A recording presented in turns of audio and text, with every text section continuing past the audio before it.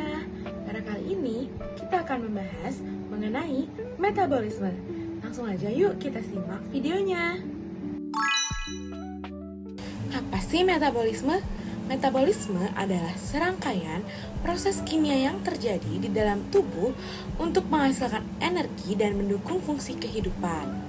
Nah, secara harfiah, metabolisme memiliki arti perubahan, di mana zat-zat seperti karbohidrat, protein, lemak akan melakukan pembakaran atau oksidasi sehingga dapat menghasilkan CO2, H2O, dan energi.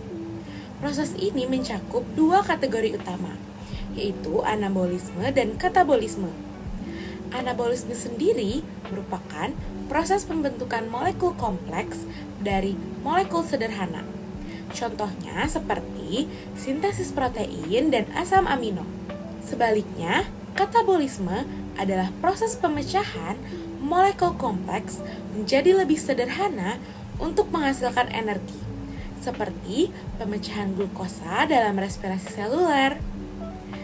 Jumlah energi yang dibebaskan dalam proses ini sama bila dilakukan katabolisme makanan di dalam tubuh dan pembakaran makanan di luar tubuh.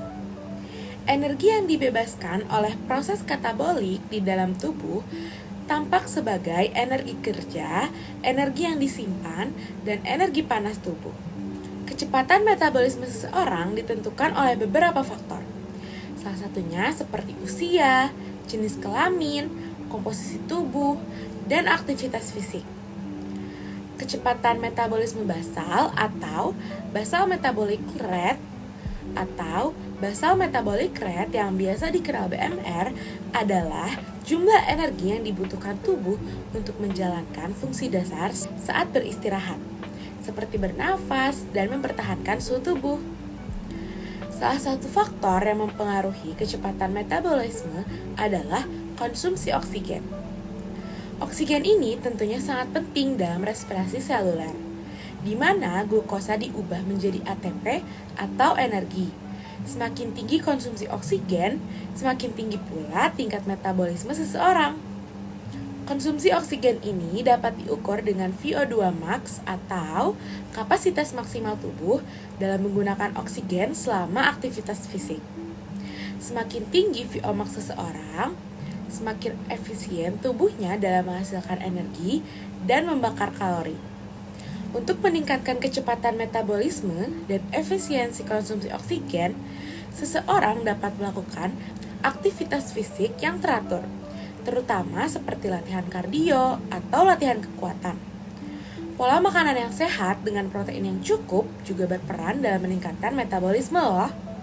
Dengan memahami metabolisme tubuh kita, tentu aja kita dapat mengoptimalkan energi yang dihasilkan dan menjaga kesehatan secara keseluruhan. Kita harus tetap aktif dan memperhatikan pola makan untuk menjaga keseimbangan metabolisme tubuh. Nah, selanjutnya kita masuk pada tata cara kerja praktikum konsumsi oksigen dan juga perhitungan BMR pada manusia. Yang pertama kita bahas adalah tata cara praktikum konsumsi oksigen menggunakan mencit, di mana dalam praktikum ini alat yang kita butuhkan adalah respirometer sederhana berupa tabung kaca dan juga skalanya, lalu ada pipet skala atau mikropipet, lalu ada timbangan digital, stopwatch, dan juga kapas. Sedangkan bahan yang kita butuhkan yang pertama adalah mencit, lalu yang kedua ada kristal NaOH atau natrium hidroksida, ada vaselin, dan juga larutan methylene blue.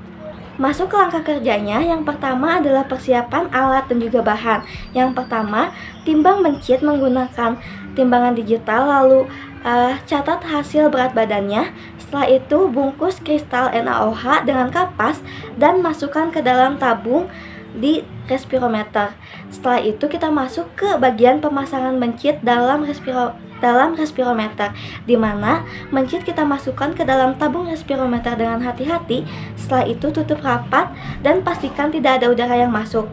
Di sini juga kita bisa menambahkan atau mengoleskan vaselin di dalam salurannya untuk mencegah adanya kebocoran udara.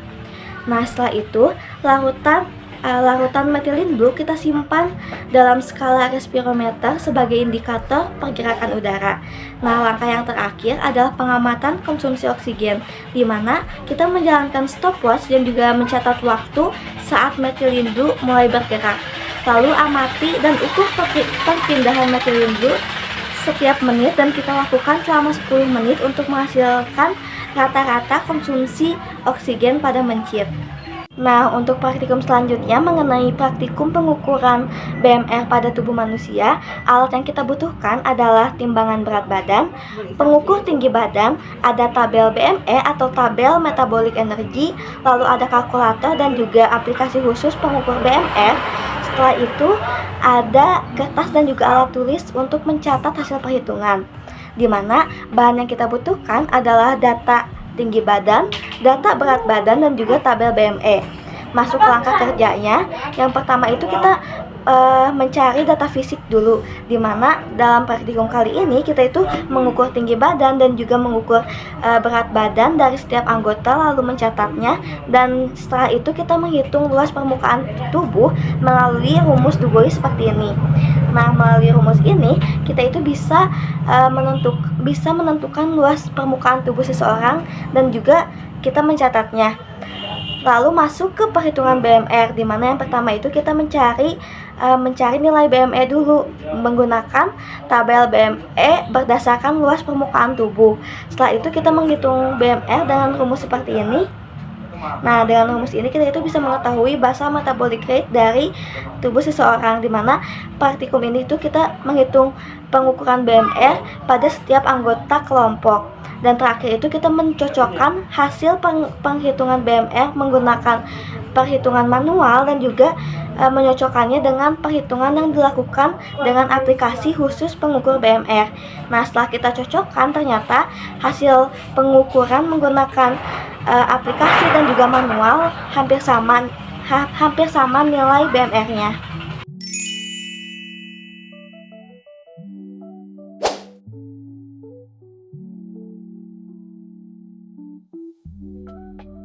Melakukan pengamatan pada 3 mencit dengan berat yang berbeda.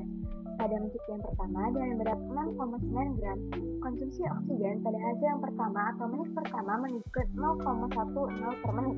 Sedangkan pada menit kedua memiliki selisih 0,05 dibandingkan dengan hasil yang pertama. Lalu pada menit yang ketiga menunjukkan selisih 0,02 dibandingkan dengan menit yang kedua. Lalu menit yang kedua dengan berat 7,0 gram menunjukkan hasil 1 per menit, sedangkan pada percobaan kedua menunjukkan hasil 1 per 47 detik. Mencit yang ketiga dengan berat 7,1 gram menunjukkan konsumsi oksigen pada menit pertama yaitu 0,45 per menit. Sedangkan pada menit kedua memiliki selisih 0,45 dibandingkan dengan hasil yang pertama. Lalu pada hasil yang ketiga menunjukkan selisih 0,1 dibandingkan dengan hasil yang kedua. Dari hasil pengamatan ini, kami menemukan bahwa mencit yang kami amati berada dalam kondisi sehat dan aktif dalam botol respiratometer. Hasil menunjukkan bahwa mencit memiliki laju konsumsi oksigen yang cukup tinggi yang mencerminkan kecepatan metabolisme mereka. Selanjutnya, pengamatan ke kodok. Kodok yang pertama dengan berat 7,22 gram menunjukkan konsumsi oksigen dengan hasil 0,18 per detik. Kodok yang kedua dengan berat 7,27 gram menunjukkan hasil oksigen 0,14 per detik. Lalu kodok yang ketiga dengan berat 8,7 gram menunjukkan konsumsi oksigen 0,10 per detik. Dari hasil ini kita dapat melihat bahwa kodok memiliki laju konsumsi oksigen yang lebih rendah dibandingkan dengan mencit. Hal ini berkaitan dengan jenis hewan mereka. Mencit merupakan hewan berdarah panas atau homo hitam, yang berarti mereka dapat mempertahankan suhu tubuh mereka yang stabil. Ini memungkinkan mereka untuk memiliki laju metabolisme yang lebih tinggi terutama saat aktif. Sementara kodok merupakan hewan berdarah dingin atau poikilotrof. Mereka tidak dapat mempertahankan suhu tubuh mereka yang konstan, sehingga laju metabolisme mereka dipengaruhi oleh suhu lingkungan. Ketika suhu rendah, laju metabolisme kodok juga menurun. Tapi kenapa sih kita menggunakan NaOH kristal dalam percobaan ini? NaOH kristal digunakan untuk menyerap gas CO2. Ini penting untuk memastikan bahwa CO2 diserap secara efektif sehingga kami dapat menjaga akurasi pengukuran konsumsi oksigennya. Selain itu, kenapa sih kita menggunakan tinta? Dan kenapa sih bisa tinta tersebut menyikapi labu Erlenmeyer atau botol? Pergerakan ini disebabkan oleh perubahan tekanan yang terjadi akibat konsumsi oksigen oleh hewan. Penurunan tekanan di dalam labu menciptakan kondisi yang menarik tinta semakin menjorok dan semakin ke dalam botol. Nah, dari hasil percobaan yang kita lakukan dan hasil perhitungan data yang kita dapatkan, terdapat perbedaan dalam hasil pada setiap orang. Nah, pada setiap orangnya, hasil dari perhitungan manual dan hasil dari perhitungan digital menggunakan aplikasi terdapat sedikit perbedaan, tetapi tidak terlalu jauh dan tidak terlalu signifikan perbedaannya. Nah, untuk data yang telah berhasil kita kumpulkan, data BMR dan SDA terkecil adalah data milik Friska dengan total BMR manual 1145,85 dan total BMR digitalnya 1069,6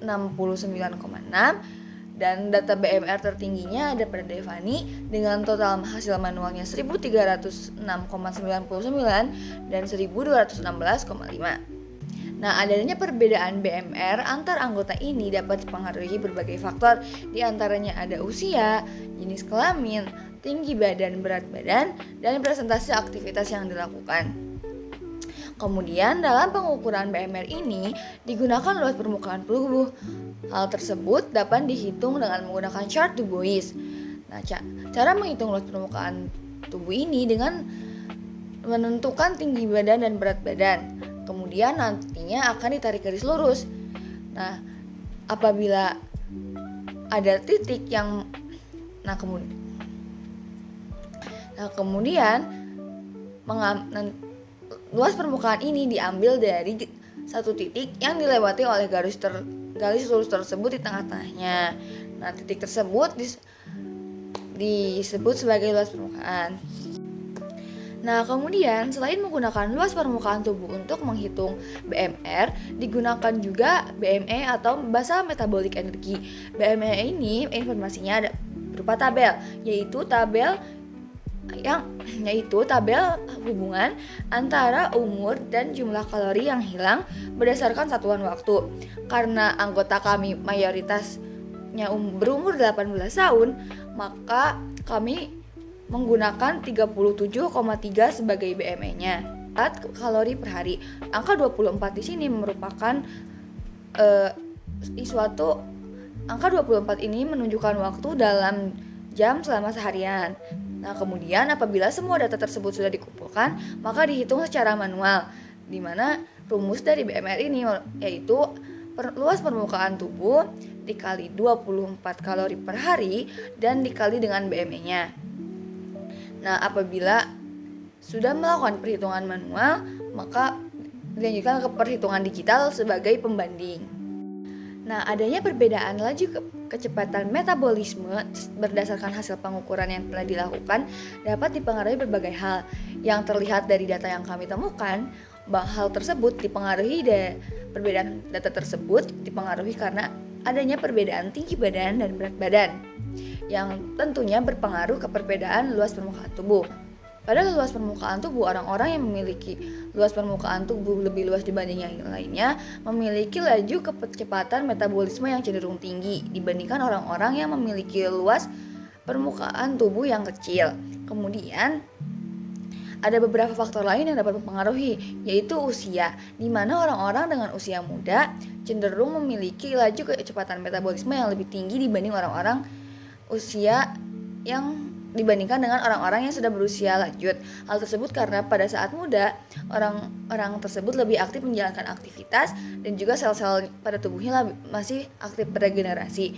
Kemudian ada aktivitas tubuh. Semakin banyak aktivitas tubuh yang dilakukan, maka semakin banyak juga dan semakin tinggi juga kecepatan dari metabolisme setiap orang. Kemudian ada komposisi tubuh. Apabila seseorang tersebut kekar, berotot, dan yang menandakan orang tersebut merupakan atlet, maka orang tersebut memiliki kecepatan metabolisme lebih tinggi karena aktivitas yang mereka lakukan cenderung lebih tinggi seperti pada latihan atau pada perlombaan. Jadi kesimpulan dalam praktikum kali ini adalah metabolisme merupakan proses kimia dalam tubuh yang menghasilkan energi. Terdiri dari anabolisme yaitu pembentukan molekul kompleks dan juga katabolisme yaitu pemecahan molekul untuk energi. Kecepatan metabolisme dipengaruhi oleh usia, jenis kelamin, aktivitas fisik, serta komposisi tubuh, dan juga oksigen dan suhu lingkungan. Hewan berdarah panas seperti mencit memiliki metabolisme lebih tinggi dibandingkan hewan berdarah dingin seperti kodok atau katak, karena dapat mempertahankan suhu tubuhnya secara konstan. Percobaan yang kami lakukan menunjukkan bahwa mencit mengonsumsi lebih banyak oksigen yang mencerminkan laju metabolisme lebih cepat. Konsumsi oksigen ini juga berkaitan dengan basal metabolic rate atau BMR yang dapat dihitung dengan chart Du Bois. Dengan memahami metabolisme dapat membantu kita mengoptimalkan energi tubuh melalui pola makan yang sehat dan juga aktivitas fisik yang seimbang.